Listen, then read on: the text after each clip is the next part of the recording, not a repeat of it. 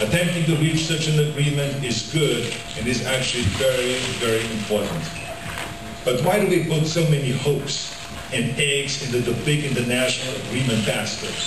And according to the UN itself, up to 80% of greenhouse gas mitigation will be done at the sub-national level. In recent weeks, the prospect of this gathering here have gone up and down like a roller coaster ride. And everyone was in fear. Like, what would the US do? What would China do or not do? Is it going to be 20% reductions or 17% reductions? Is the base 1990 or 2005? Should it be 350 parts per million or 450 parts per million? But what if I said that international agreements, as critical as they are, would never do enough? What is if we took that as a given? Wouldn't that expand the possibilities and approaches for progress we would consider? I mean, my late mother-in-law, Eunice Kennedy Shriver, a remarkable woman who started Special Olympics, an organization that dedicates itself to people with intellectual disabilities, gave me an insight on this. She was the sister of John F. Kennedy and Robert Kennedy and Teddy Kennedy, and she knew everyone in American power and politics.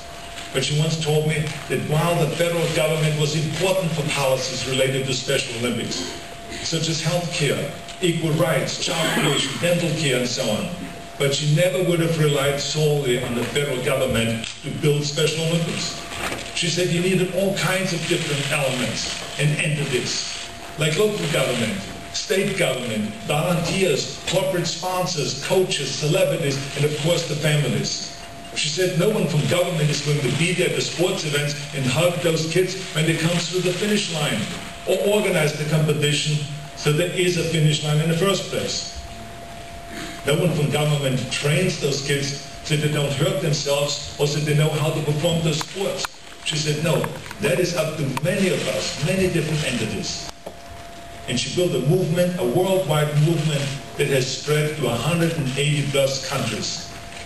So history tells us that movements began with the people, not with government. And then, when they become powerful enough, government responds. In the US, the labor movement, the women's suffrage movement, the civil rights movement, the Vietnam anti-war movement, they did not begin in the corridors of power in Washington. So there's a lesson in this for our cause. Many of the citizens are seeking greener lifestyles on their own. About that, but I also believe in the power of the iconoclast and the entrepreneur and the individualist. I believe in the power of the scientist, the capitalist, and the activist. I believe in the power of the cities and the states and the provinces to be the laboratories for new ideas. I mean, too often I think we fail to see the potential and the progress that is being made at all of those different levels. Dr. Rishandra. In the US, in a small town in Roscoe, Texas, a German company has completed the world's largest wind farm. If we don't reach a major carbon agreement, does that mean that Texas wind farm doesn't really count? With the assistance of Greenpeace, 4 of the world's largest meat producers agreed not to buy cattle from newly deforested areas of the Amazon. That doesn't count? The head of an energy company in China recently said, of renewable and efficient energy, we think that this is a new business for us, not a burden. And China now is becoming the leader in developing and manufacturing renewable energy equipment. That doesn't count? Yes, sure, they all count. And they reveal that something is happening. Something that is happening below the national level. California, for instance, is working with cities and with states and provinces and regions and nations, including Mexican states, Canadian and Chinese provinces and European nations. We're even working with the UN to assist developing countries, especially in Africa. We are trying to foment change and collaboration and movement.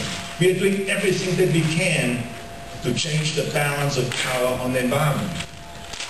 And of course, when I talk about California, I realize that while we may lead America and many other countries environmentally, Denmark here is already 1/3 more energy efficient. Isn't that fantastic? And Europe is a great leader on this whole thing. But the reason for discussing my adopted home state of California is because, first of all, I'm the governor of the great state of California, and I have a right to brag about our state, right? And also, California is the 7th largest economy in the world, and also America's trendsetter. So what we do has consequences. Now maybe even when you look at the globe, it is just a little dot, or maybe you cannot even find California. But the power of influence we have is equivalent to a continent. And we in California do not believe, and we do not behave as if progress has to wait for Washington, or Beijing, or Kyoto. In California, we are proceeding on renewable energy requirements and a cap-and-trade system for greenhouse gases. We are moving forward. As a matter of fact, we are making great progress. If hydro is included, we will get 45% of our energy from renewables in 10 years from now. And we are already at 27%. We are proceeding on the world's first low-carbon fuel standards and limiting greenhouse gas emissions from cars, which, by the way, the Obama administration has now just adopted. We are proceeding in a major way on green tech, no matter what happens in Washington or in Copenhagen. Billions of dollars, nearly 60% of all venture capital in America flows to California. And this is creating the critical mass of money and intellect to develop new green technologies. Leaders from around the world are coming to California to see what we are doing. I took the French foreign trade minister to a business in San Francisco called Solarzyme, which was now just recently named the most innovative bioenergy company. They've come up with a way to convert algae into fuel that is 90% cleaner than petroleum-based fuels. The US Navy has just signed an agreement with them and is going to use that fuel to power some of its ships. So from what I see in the research labs and venture capital startups around the globe, I believe that the world's businesses will move to solar and to wind and alternatives much faster than the people expect. Kenya, for instance. Kenya already gets nearly 3/4 of its power from hydroelectric and from geothermal. 3/4.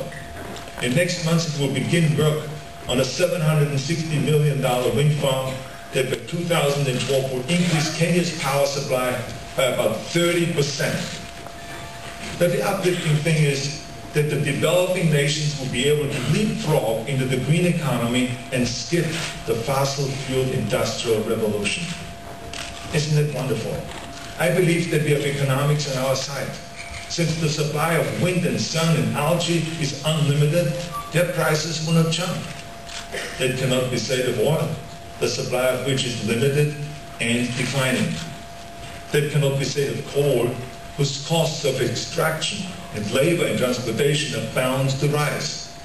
So I believe technological and economic forces will overtake the political and the regulatory efforts of national governments. We are beginning one of history's great transitions, the transition to a new economic foundation for the 21st century and beyond. Shouldn't we organize to encourage this transition, even as we continue to work towards international compacts? Of course we should. Now, if this conference does not get a strong agreement, some will say that Copenhagen has failed, that we talk grandly, but we're fooling ourselves, much like the fairy tale The Emperor Has No Clothes. And others will say that any agreement that is being reached isn't enough because the world is going to melt and we are going to die anyway. And others will say, look at those crazy people trying to wreck the global economy. No, ladies and gentlemen, this conference is automatically and already a success. Kyoto brought the world's focus to what must be done. Brought the focus to the whole subject. We didn't know then what we know now. We didn't have as much experience with the science that we will research or the hurdles that we will face. But Kyoto made us think differently about the world.